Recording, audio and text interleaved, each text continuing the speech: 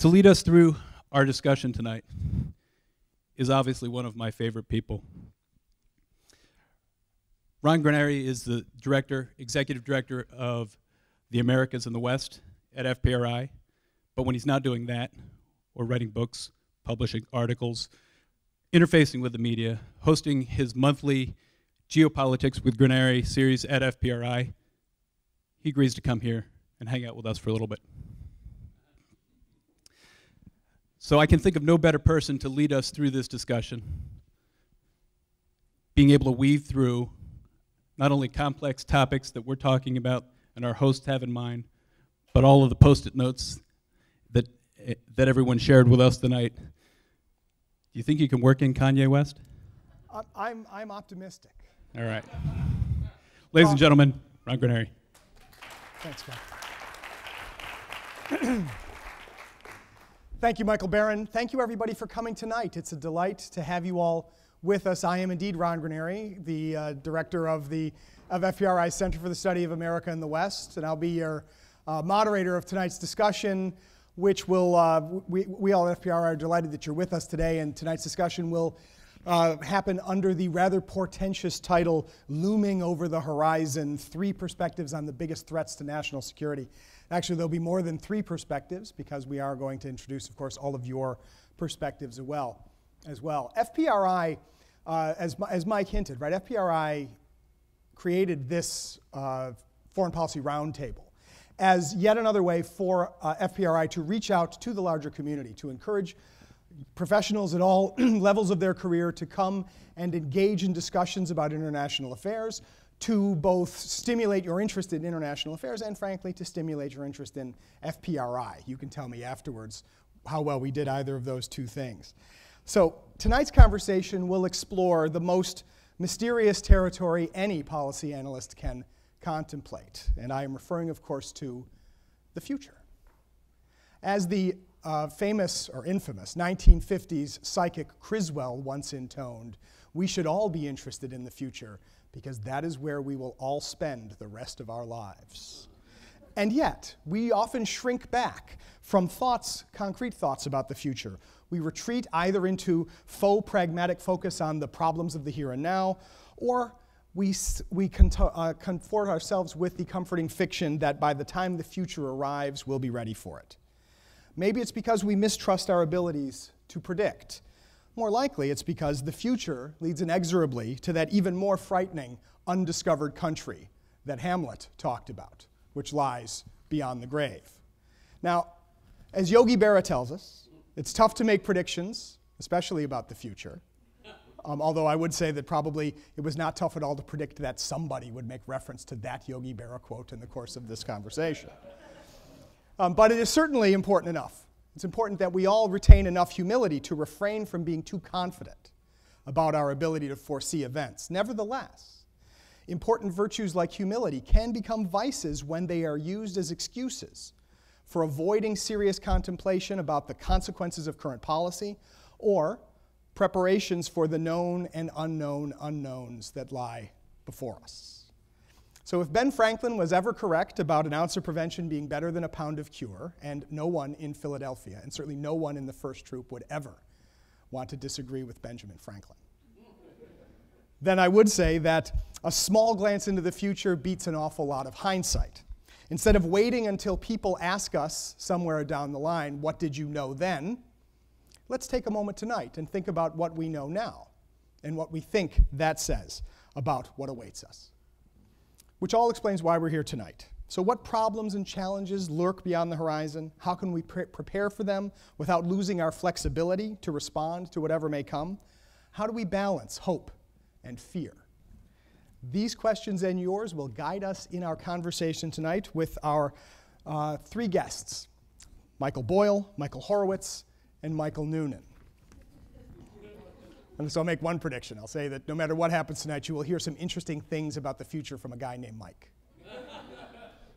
So our 3 guests. Dr. Michael Boyle is Associate Professor of Political Science at LaSalle University in Philadelphia and a Senior Fellow at the Foreign Policy Research Institute. Formerly a lecturer in international relations and a research fellow at the Center for the Study of Terrorism and Political Violence at the University of St. Andrews in Scotland. Dr. Boyle holds an MPhil and PhD in international relations from Cambridge, an MPP from Harvard, and a BA in political science from LaSalle. His most recent book is Violence After War: Explaining Instability in Post-Conflict States. Dr. Michael Horowitz is Associate Professor of Political Science at the University of Pennsylvania and also a Senior Fellow at FPRI. Looking at this room, I feel like what I'm missing is a sword and a hat. That comes later. That's right. But the author of The Diffusion of Military Power, Causes and Consequences for International Politics, as well as multiple scholarly articles. Dr. Horowitz received his PhD in government from Harvard and his BA in political science from Emory. He has been a fellow at the Department of Defense and has held fellowships at a variety of other institutions. So we're delighted to have him with us today. And finally, Dr. Michael P. Noonan is the Director of Research. He's the Director of Research and the Director of the Program on National Security at the Foreign Policy Research Institute.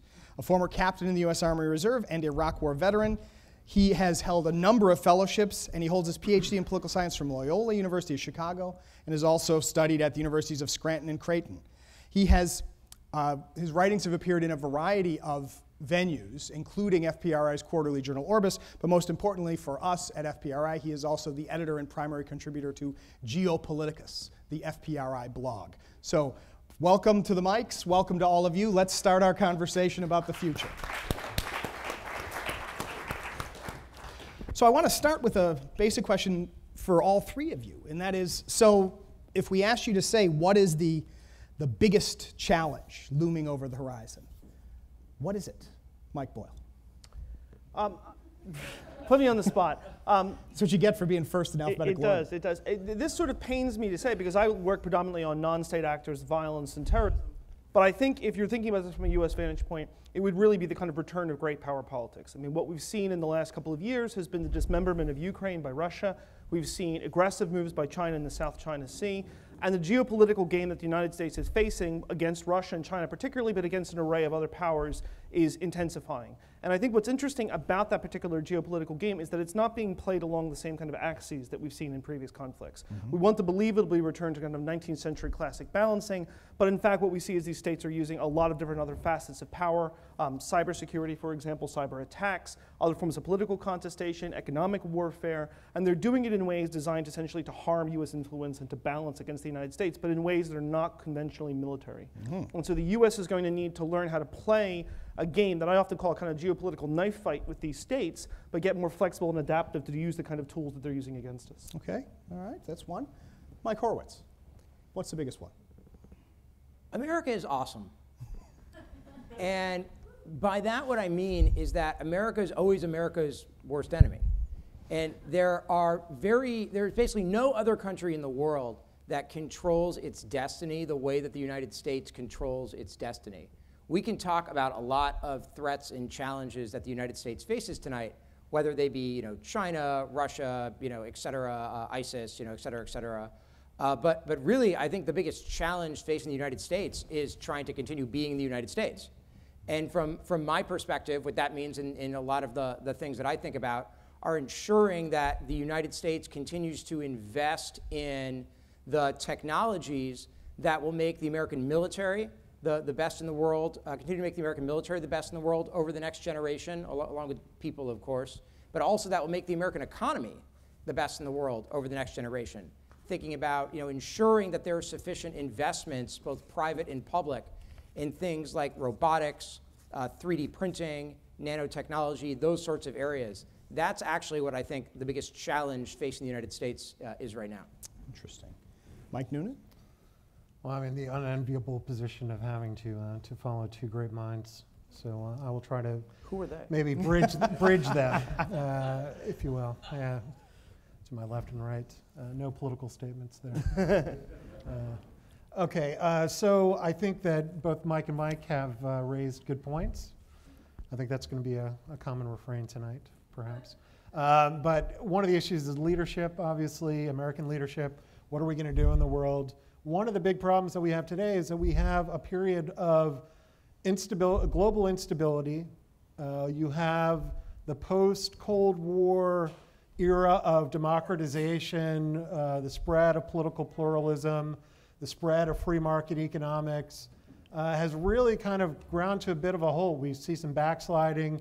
You look at a place like Hungary today, you have a rise of illiberalism there. You look at what Mike Boyle was talking about Russia and China. You have different systems in place there that are market-focused, yet they have different outlooks, they have different objectives in the world.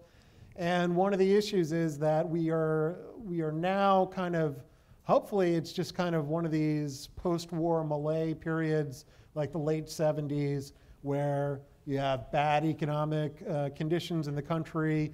We have perhaps a fear of assertion of leadership, whether that's based on who is in office or a national mood. I think that's causing some problems right now. So it's really about growing instability and about asserting American leadership. And unfortunately, I think right now we're doing a little bit too much navel gazing, particularly in things like when you talk about offset defense strategies. If we are in a new period of great power politics, I think one of the worst things you can do is tell everybody we're weak right now, we're in decline, and this is kind of how we're going to try to plan with that, and then they kind of sharpen their knives and look at what objectives they can achieve right now. Mike, I want to follow up on that for all three of you, that all of you were asked during the cocktail hour to fill out Post-it notes of what you thought was the most important challenge, and the very able staff at FPRI managed to take down everything that you wrote and gave me an interesting tally sheet here. And I noticed that the top three, although two ideas were tied, so actually it's all the top four worries that people had were cyber attack or problems of privacy, domestic political gridlock in the United States, the environment, and tech/privacy. So those four things. And is it a win? It's a win. That's right. That's right. So Mike, so that's why you get your hat and your sword after it's over, Mike. But this is the question of: Are we as Americans? Are we too interested, too focused on what's going on within the United States, or are we appropriately worried about things that relate to what goes on within the United States? Rather than traditional foreign policy questions. We'll go down the row here, Mike. Okay, I have two sort of observations on this. The first is, and this is a point that George Kennan made in American Diplomacy, much of American foreign policy is pegged at a domestic audience. It's designed to say things that we like to hear about ourselves or say things that are comforting to ourselves, but that don't necessarily match the reality externally. And one of the problems that America's traditionally had is, how do you do that? And that's not unique to the United States. A lot of countries have sort of self-admiring foreign policies, but we have to be very careful not to slip in to that. Right. I think the point about political gridlock is, I think, one of the bigger problems in this sort of geopolitical knife fight. You know, if it is the case that the United States has experienced gridlock, that has two consequences. One consequence is that we don't look like a system that other states want to admire. So political gridlock at home, dysfunction domestically, does not then inspire other states to follow us. The second stuff is you could make an argument that a partisan domestic gridlock stops us from being as flexible and adaptive in that knife fight. And so this is a really serious problem, and it's not one that commends itself to an easy fix. This is why presidents generally, especially when they're weakened and stuck with domestic gridlock, go to foreign policy rather than domestic policy. How do you fix the American political system to enable swift and adaptive foreign policy in an environment where threats are faster and the forms of contestation you're getting from Russia, China, and other states, as well as even from states like the Islamic State or groups like the Islamic State, are changing? You need adaptive responses. Noonan, what do you think about that? Well, I think domestic political gridlock certainly gets into the issue of leadership as well. I think right now we're very fractured. Political country is very regionalized right now. You have the Republican Party in the main has become kind of a regional southern and western party. The Democratic Party has become largely an urban party and kind of on the coasts and other kind of major urban areas. And I think it's leading into some of the problems on both sides of the aisle. I think right now there is doubt about what the U.S. role in the world should be. I don't think labels like conservative or liberal really mean anything in foreign policy terms or in defense policy terms. So I think there are issues right now. And another issue for the US is that we're very uncomfortable in dealing with kind of gray area, what the 2010 Quadrennial Defense Review called dealing with the gray area. These areas that's not quite war, it's not quite peace. Our statutes and our authorities are all based on this kind of false dichotomy. And I think our enemies abroad are using these against us as any enemy would logically do. Our dichotomy between war and peace, only Congress can declare war. Congress hasn't declared war since 1941, so we've enjoyed 70 plus years of peace. Right? Well, Mike Horowitz, I want to ask you about the domestic thing. I also wanted to add to this, is your work has been on the impact of technology on international affairs. And there is a point at which a 19th century belief that technology was going to liberate us and free us and make the world better tends to give way by the end of the 20th century to an awful lot of gloom about the way that technology is threatening us. How should we feel about the role that technology is going to play in our future? Well, to start, I think the great thing about the United States is that it actually, I mean, the United States is big enough, wealthy enough, powerful enough that it can walk and chew gum at the same time. And I mean, the challenge, obviously that sounds pretty easy. Hopefully all of you can do that. I can barely. But most countries can't. I mean, I was at a big UN meeting on autonomous weapons in Geneva in April. And one of the things, I was there as part of a non-governmental organization, not part of a United States delegation. But one of the things that was remarkable was comparing, say, the size of the American delegation and the resources that the United States could bring to bear in thinking about an issue that's like 300th on the US foreign policy agenda compared to what other countries can do.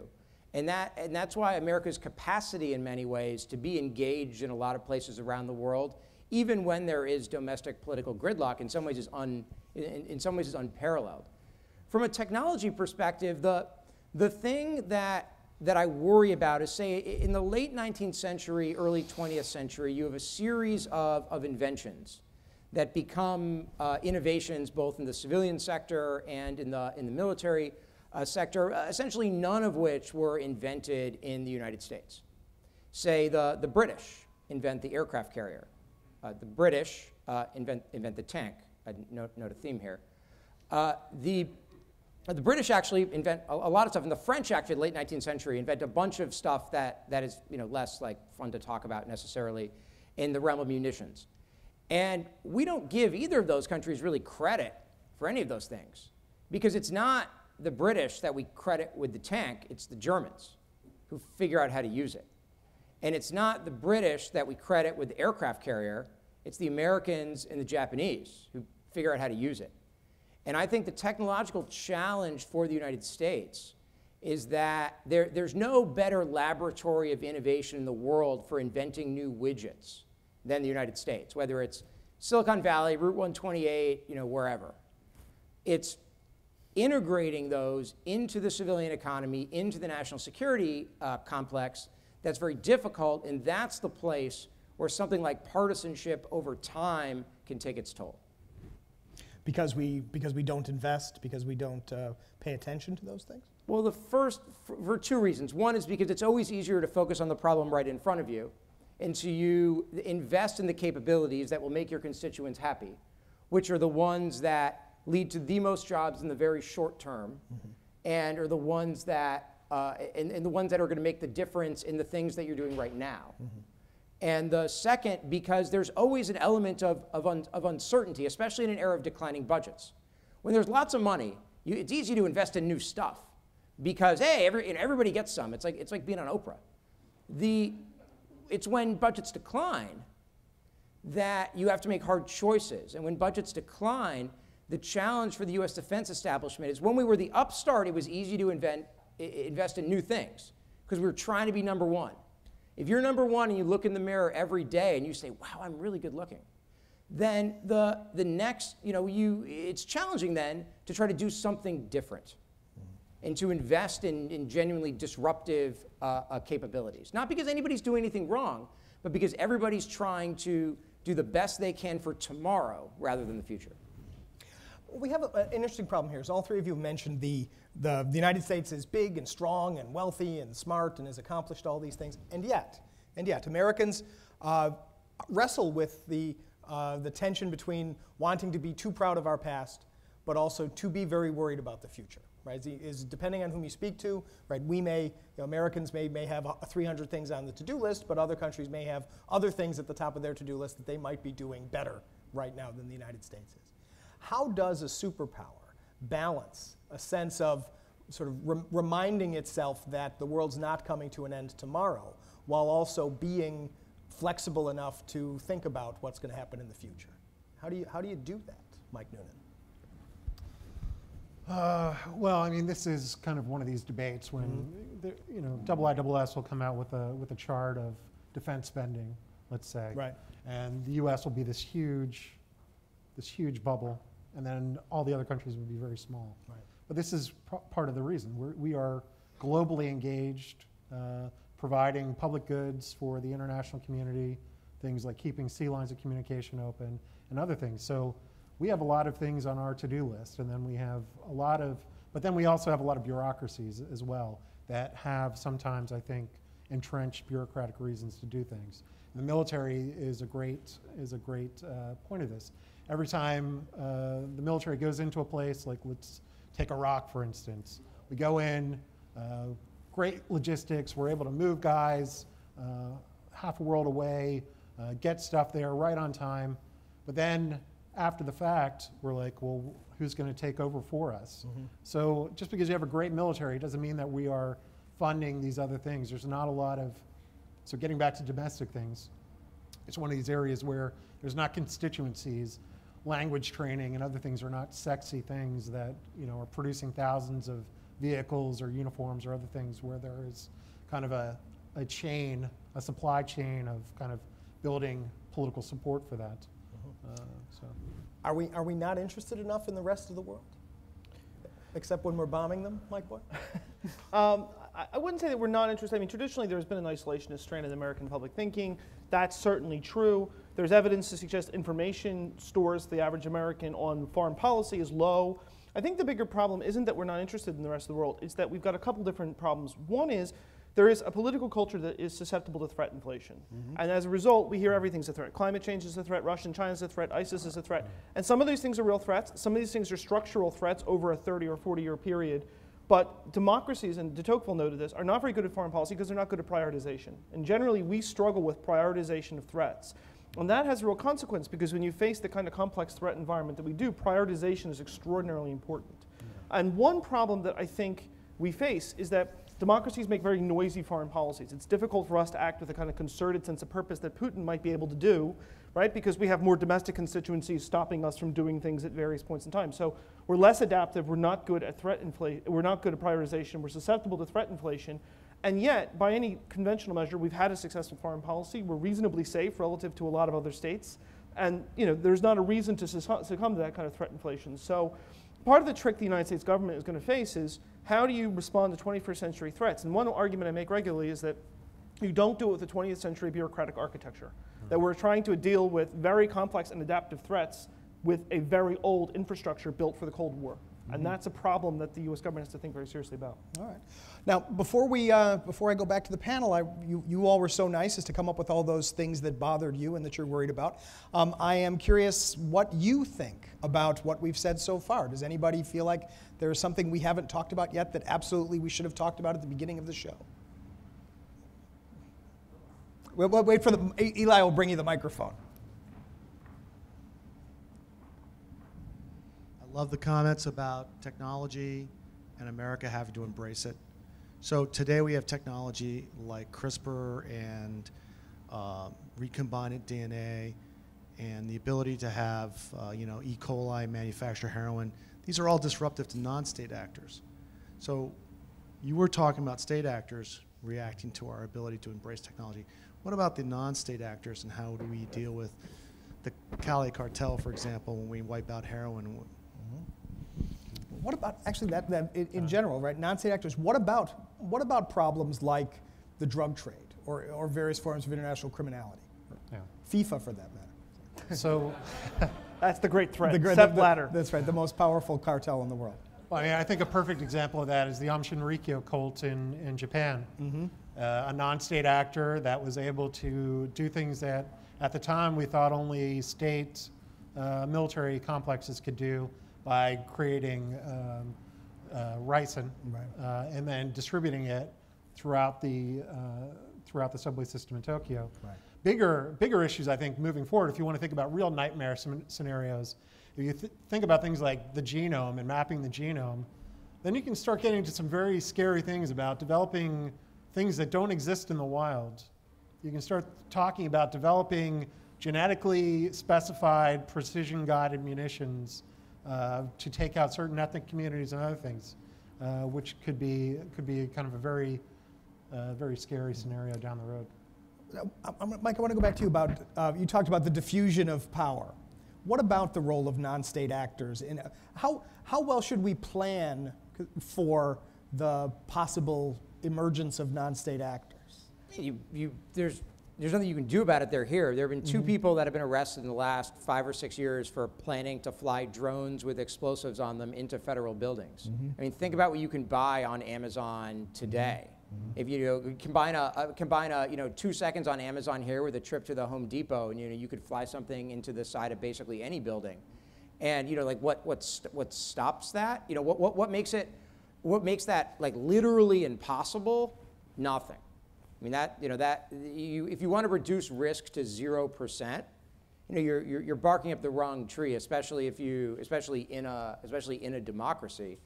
I mean, I think the overall trend when you think about change over the last generation has been to empower non-state actors and give them a greater ability for smaller groups of people to deliver destruction. Now that doesn't mean that we need to crazy go nuts, freak out about it. Although I think that one place where I probably believe there are more threats in the world than maybe Mike Boyle would necessarily think that there are. But I do think that the ability of non-state actors to generate destruction is clearly growing. The question is how you manage that risk, not how you eliminate that risk. Good. From the back? So I asked this question, I guess, as like a non-believer in, life beyond Earth, and as a non-believer in some things that seem to me to be a little too sci-fi. But Elon Musk wrote this article not too long ago that alluded to the greatest threat to humanity being artificial intelligence.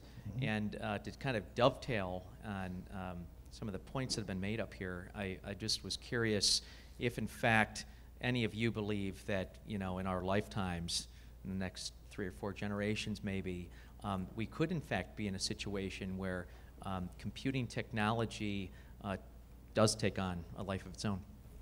So I wrote an op-ed about this in the New York Times last week. And I love answers that start with Mike that works statement. for Skynet, so just take this with a grain of salt. think about the way that artificial intelligence gets portrayed in society. So Terminator, Matrix, 2001: A Space Odyssey. If you watch TV, Battlestar Galactica. Anybody here see the Avengers last month? Basically, if you let robots think and you give them guns in television and in the movies, like it is a disaster for humanity. Except for WALL-E doesn't have a gun, but WALL-E can think, and WALL-E loves people, and that's great. And that gets back to the environment point. But I think that obviously there are dangers involved with artificial intelligence, but I think that we're too quick to take what is a worst case several generations down the line outcome and then say, oh my God, what are we going to do about it? And don't get me wrong, I think highlighting the issue the way that Musk has is hugely important, and I think that someone that stature making that statement is critical, because that's what can drive research and attention to these issues. But I think that when we think about these things, what we need to think about is not, how do we, again, this is in some ways similar to what the last comment I made, not necessarily how do we stop. Look, Skynet's not going to happen, don't worry. But it's not how do we stop improvements in autonomy and in machine learning. It's how do we harness them to improve our lives while ensuring that humans are still at the core of making, say, decisions about life and death. See, this question about humans making decisions, I think that so much of the popular culture, fear of artificial intelligence. We think of movies like 2001 or like an old classic, Colossus, the Forbin Project, the first movie about supercomputers, 1970, that the idea behind them is that if computers are allowed to think, they will be, because computers are rational, and human beings at our root are not. That the day is going to come where computers are going to say, you meat sacks are not rational enough to protect society. Now, I don't know whether that's true or not. I'm not taking the side of the computers. But I do think that what the whole technology, or what all the popular culture about fear of technology reflects is not human fear of technology. It's our fear of ourselves. It's our awareness of our own weakness. It's our awareness that, yes, we will make irrational decisions and screw things up. And that we're afraid that somebody's going to call us on it, whether it's HAL 9000 or the Almighty. And this is what I wonder about. You know, each of you in your own way has dealt with issues of organizations attempting to be rational in planning. And how good are we as human beings at planning things? Mike Boyle. How good are we as human beings at planning things? I mean, I was like, there's an old great Woody Allen line. He says, you want to make God laugh? Tell me your plans. And I think it's largely true that we are ourselves not very good at planning. There's all sorts of limits to our rationality. There's limits to our ability to process information. There's a whole series of cognitive and psychological limits that means we are not always great at making decisions. And I think you're right that there's some element of that kind of fear of our underlying weakness that's influencing the debate over autonomous weapons and weapons like that. About the artificial intelligence point, though, I'll say this. I think it's important to draw a distinction between artificial intelligence as it's imagined in the popular imagination, the Skynet example that Mike was talking about, and various kind of gradations of autonomy that we see existing in a lot of weapons systems. Autonomy is in itself a problem. If we were to go to a kiosk in a store and it would do something autonomous for us, that would be helpful. That's fine as a task. Artificial intelligence, the danger here is that we'll be worried about ghosts. We'll be fighting things that aren't real, and we'll be ignoring the very real risks in the way that we use technology today. So we use technology today in ways that do really produce real risks and human costs.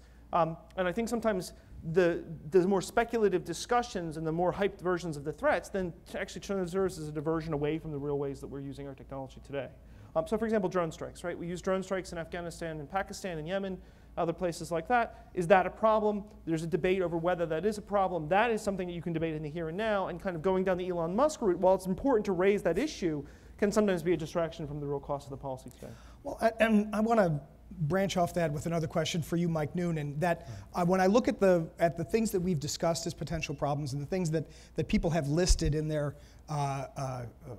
on their Post-it notes, there's a certain degree of fear of radicalism. We're afraid of radical non-state actors. We're afraid of terrorist organizations.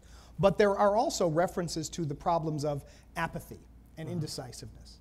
And this is what I wonder about in the long run. How should we deal with the fact that people even in successful democratic states like the United States, are feeling increasingly disengaged from politics, disengaged from decisions, that they're not necessarily becoming radicalized, they're just throwing up their hands and saying, nothing that I do matters, nothing can change what's going on, so I'm going to withdraw into the internet and look at pictures of Kanye West and Kim Kardashian. You see, I told you Kanye would find its way into this discussion. Mike Noonan, what do you think of that? Well, I think that we have to see if this is kind of just a particular historical epoch in American history, because there's been many times in the past where we said, it's never gonna change. Right. Certainly, in the 19th century we had very contentious periods of history. So we'll have to see if some of this is just kind of a period effect. But I think there are some issues in terms of things like how the political parties have basically divided certain places where there's a lot, you're driving kind of moderates, however defined, kind of away from offices as you create sort of safe districts. So I think there is some discontent right now. The bigger problem is, like I said, I don't think there's a consensus anymore about America's place in the world. And I think that could be a problem, because as we've seen in the past, as Trotsky said, you may not care about war, but war cares about you. And that there is no, this isn't like the turn of the 20th century where the United States was this growing power and Britain was kind of, the weary titan. So there's nobody to hand the ball off to right now. And whether we like it or not, there could be some very, Steven Pinker and others seem to think that major war is over. But I think their data set might be looking at a particular period of time there. So. Good. Well, I see a couple more questions from the audience. I see one over here. Could I get the microphone over to that side? Raise your hand up nice and high so Eli can see you. Thank you.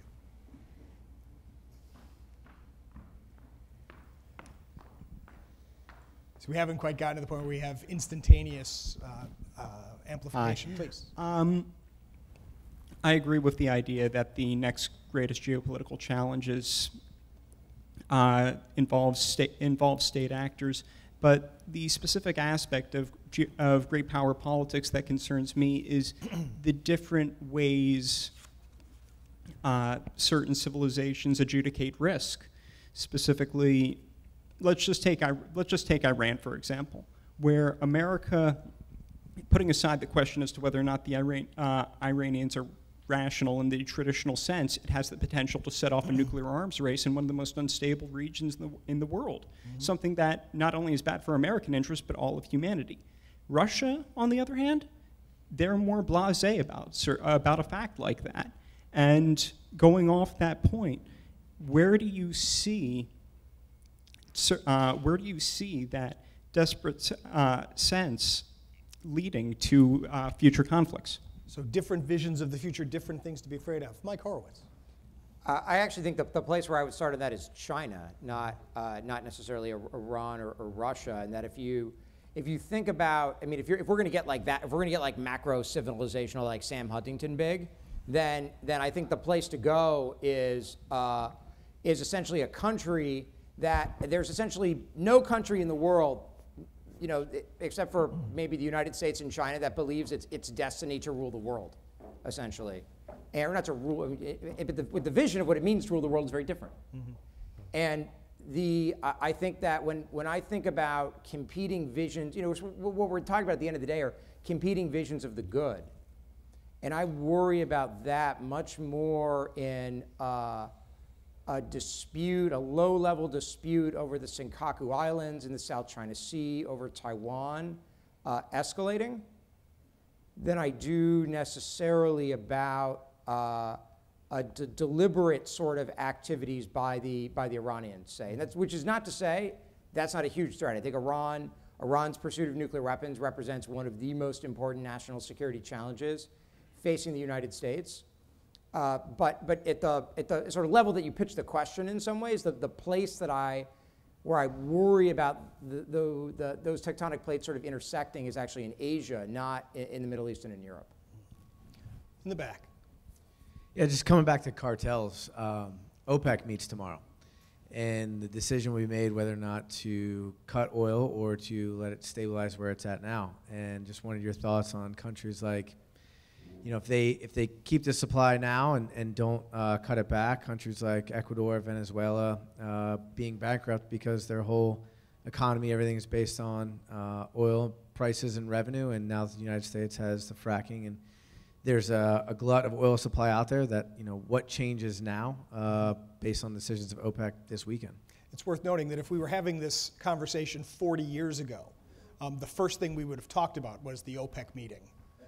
And that the world changes in some ways as a result. But this is a good point. I will also say, as an advertisement for FPRI, as our last Foreign Policy Roundtable was about the geopolitics of oil, and it's available on our FPRI YouTube channel. But what about oil prices, Mike Boyle? I think what we're seeing with oil prices is, and relates back to my original point, it's sort of political contestation through other forms. It's balancing, but it's not balancing through the movement of tanks and aircraft. It's balancing through manipulating oil prices. And clearly what's going on here is an attempt, as you said, to bankrupt sort of the developing oil exporters, to make it harder for the United States to harness domestic production. And this is a case under which if I had my way about things and they were listening to me in Washington, which they don't at all, but if they did, I would say, this is where a flexible and adaptive government would make sure that we subsidize domestic oil production to make sure that we get energy independence as a way of being able to remove that tool. Because essentially what they're trying to do is to strangle in its infancy our domestic markets, as well as the domestic markets of these other states. And the minute that we manage to do that, we can essentially remove a lot of the leverage that keeps us trapped into the Middle East. And that's extraordinarily important because the Middle East state system, the Middle East regional system, I would argue, is unraveling very slowly. And the more that it unravels, the more America has a reason to husband its resources, to limit its ability to be sort of trapped in the Middle East, and to play that kind of knife fight game with the Chinese and the Russians over the longer term. Let me bounce off from the oil question, and since people did bring up the dangers or the concerns about the environment, where should environmental concerns fit in? The Defense Department recently announced that global climate change was a national security threat. But it's one thing to say that, it's another thing to decide how one organizes policy to deal with such an amorphous threat. Mike Noonan, what about the environment? Well, maybe we should bring in Mad Max Fury Road here since we're making movie comments. There you go. I mean, I think Super enjoyable, by the way. Highly recommend. no, I mean, I think the environmental issues are mainly a big factor in terms of how it's going to affect stability in different places. I mean, look at China, what Mike was talking about before. You have places where it's not even safe to go outside because of the level of pollutants in the air there. You start talking about things, why does China want to control Tibet? Because that's where the runoff from the Himalaya comes, which then gives potable drinking water to the population there. So I think there's a lot of kind of geopolitical factors there that really make the environment kind of a big driver in terms of things happening right now. Mike Horowitz, the environment. I mean, if you're the United States Navy, climate change is a clear and present danger. I mean, think about, forget about the like U.S. domestic politics of this. Think about the way that the effect of rising sea levels, say, on the ports where where our naval bases are and where we build ships. Think about the implications for Hawaii. Think about the Northwest Passage opening up, and talk about great power politics coming back. A shorter trade route between Europe and Asia at the intersection of Russia, Canada, and the United States is a place ripe, ripe for significant geopolitical competition. And so I think that even when we talk about the environment, not in the 25-year global warming and its effect on crop production in places kind of consequences, there are very real direct national security consequences, which is why I think the Navy is rightly concerned about the environment as a national security issue. And yet here is a perfect example of a question that produces political polarization, gridlock, and difficulty in coming up with a policy. Because sometimes if the problem is too big, or potentially too big, that makes it so difficult that any real response to it would require a solution that was so onerous that people would rather say it's not a problem. How do we, let's circle back then to the issue of American political gridlock and the problems of how we debate long-term political questions, right? I understand we're going to have a presidential election in this country sometime soon. And how well should we expect our political leaders to talk about large, long-term questions like the environment in the elections to come? Mike Boyle. I would say that any political leader who refuses to acknowledge these kind of longer-term structural issues of climate change and others isn't fit to be president. That would be my argument. And what you see here is, in my view, an example of anti-rationalism. It's this sort of, I won't accept evidence, I won't accept scientific evidence, it's better to ignore the problem. And climate change is one of those classic problems. It's like they say the story, you put the frog in the pot of water and then you turn the heat up and then gradually before you know it, the frog is dead. That climate change works exactly that way. And the biggest problem with working with that particular problem is that it requires collective action. The US has to make sacrifices, but it can't guarantee or regulate that the Chinese or others will. And this is where I think President Obama has been right to sort of flag this as an issue and say to the American people, we need to take a lead on this. We need to have a flexible, adaptive, and coherent response on this, even if it means we take some degree of a cost, because mitigating the risk to our security in the longer term is important. But I think any politician who adopts that kind of anti-scientific, anti-rationalist approach should basically be discredited from office. My honest opinion. All right. Do we have any? We have just time for one or two more questions from the audience, if anybody has one. I see the hands go up. Eli selects the lucky winner. Please. So I guess hearing my voice is kind of odd. So I guess my question is particularly regarding the growth of Wahhabism in, obviously emanating from Saudi Arabia, but really infecting a lot of the poorer countries in the Middle East and Muslim world overall, to the point that it's almost changed the face of Islam in a way. Where Sufism was once the majority of Islam, it's pockets now, pockets in certain regions. So I guess my main question was this, considering our policy when it comes to the bulwarks of Wahhabism like Saudi Arabia, Qatar, so on and so forth, how can we, when dealing with, let's say, ISIS, right, who are Wahhabis, but then being friends with nations that, push Wahhabism, which, in a way, Saudi Arabia sort of helped to fund those, schools that would then educate these people who are out there executing people now as adults. So I guess my question is, in regard to our policy and our threats, I mean, obviously this is a threat. The question is, how do we balance that between being friends with these nations and then also dealing with the consequences of their policies? Right. Well, Mike Horowitz, you mentioned, right, if we want to talk about big Sam Huntington level clashes of cultures, right, this is what Sam Huntington was worried about, right, the clash between Islam and the West, or the forms of Islam and the West. How should the United States deal with the problem of extremism without, while also maintaining relationships with the countries that have a variety of Islamic experiences? I think that managing that particular challenge is enormous for the United States, because there are multiple interests at stake, and it's almost impossible for the United States, I mean, really, to have a consistent foreign policy in that area. And I don't mean that as a knock on the Obama administration. That'd be a knock on basically every administration since there's been a state of Saudi Arabia. I mean, essentially, this has been a challenge. I think in some ways it actually circles back. I mean, the reason why I kind of looked funny at Mike Boyle before was that I think that subsidizing U.S. oil and gas is not what I think is the best solution for the United States right now, in part because of its connection to that region of the world, and that the important thing is not necessarily, I think, U.S. oil dependency is not U.S. dependency on the Middle East. It's dependency on foreign oil. It's dependency on oil in general. And if you want to look toward, it's connected to some of the other environmental issues as well. If you want to look toward a world where the United States has a much freer hand in the national security realm to pursue policies that are consistent with American interest and don't require us to make these compromises all the time, that's a world where there are other power sources that drive the global economy and that drive the United States.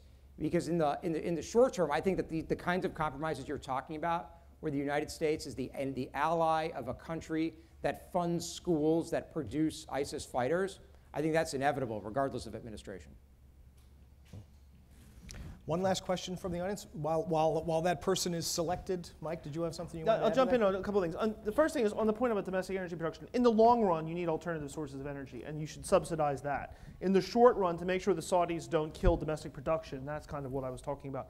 But as far as this, I think one of the important things is, you said our friends in Saudi Arabia. It's important to disabuse ourselves. These are not our friends. These are people who are funding schools that are killing Americans. And one of the interesting things is the Obama administration has an opportunity now, which is that there have been a series of attacks inside Saudi Arabia. ISIS is coming for Saudis. They're going to try and overthrow the Saudis as well. And this is one of the moments, if I were in the Obama administration, that you make it very clear that this is a mortal threat to you. And it's time to stop the game where you cooperate with us at a governmental level and then turn a blind eye to the funding of madrasas by private citizens and foundations. Because now the threat has come home to them. So this is a chance. opportunity. One more question from the audience. My comment was on the Fed. The Fed, yes. So I guess it just leads to money, and being our economy is still the largest in the world. Is the threat or decline of the U.S. based just on monetary issues, and is our potentially slowing down of our growth? I assume it impacts everything that we're talking about. I guess more of a comment than. Sure, but a legitimate question. Let's, since we're coming up on the end of the talk, let's say that. What about the issue of money? Right, American power has been built on American wealth and American economic dynamism. If the United States is economically relatively weaker, at what point does this limit our ability to be a superpower? Mike Noonan. I was going to ask you to go last because I wanted to circle back on something, but go ahead. So, yeah, I mean, money is a driver, but China is also very dependent on American money as well. We are kind of inextricably linked, our economies, which will either be a brake or potentially an accelerator for future conflict there. But as we saw in the 90s, we started the decade with a bad recession, which I graduated into in 1993, and then the economy just took off with the tech boom. So we'll see. Some of this can be corrected fairly rapidly. But if I can circle back to something else, go right ahead. We're just in a very revolutionary period of international politics right now. You look at Russia, China, the Islamic State, and Iraq.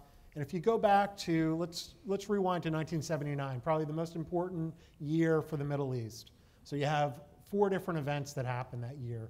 You have the Iranian Revolution, you have the seizure of the Grand Mosque, which then turned Saudi politics very far to the right in terms of promoting Wahhabism and kind of more Salafi strains of Islam.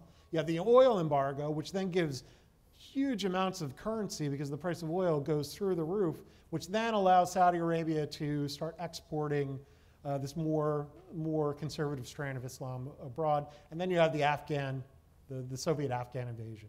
So you have these 4 things that are happening. And right now, I'm not saying that the world is potentially at an inflection point like that, but we do have a lot of different revolutions that are happening right now.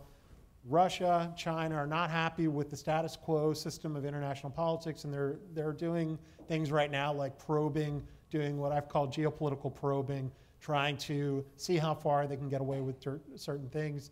ISIS as well is kind of tearing down the old state system in the Middle East, things like Saudi Arabia that raised before.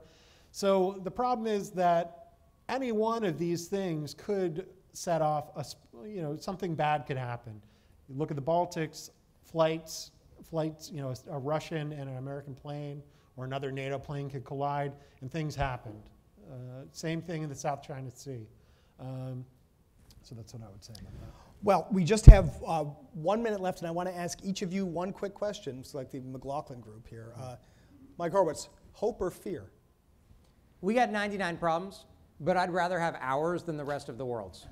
Nice. Hope. Yeah. Hope, all right. Hope and Kanye. Mike Boyle, hope or fear? Probably hope. Probably. But that's a skeptical Augustinian depressed hope, yes. Okay, hope you hope. Mike Noonan, hope or fear? Hope, I think. Hope? Oh, I would not have guessed that, ladies and gentlemen. That's why I'm a historian. So afterwards, I'll tell you why it was inevitable they would all say hope, but rather than a bookie. But I hope like that to you end things on a high note. I like to end things exactly. I hope that you all enjoyed this conversation. Unfortunately, this particular conversation has to come to an end, but the conversation continues at FPRI, and we at FPRI hope that you will look us up on the internet, that you will friend us on Facebook, that you will follow us on Twitter, that you will sign up for a membership at FPRI. In fact, we have a special this evening for signing up for a membership as a friend of FPRI, which you can speak to the nice young people in the back of the room. But in general, we hope that we will see you at future events so that we can continue to discuss the events and the movements and the forces that will shape to the present and the future. So until next time, I'm Ron Granieri, and for all of us at FPRI, and for our friends at BNY Mellon Wealth Management, and for our friends here at the First Group, I thank you all for joining us. Good night. Thank you all. Thanks, guys.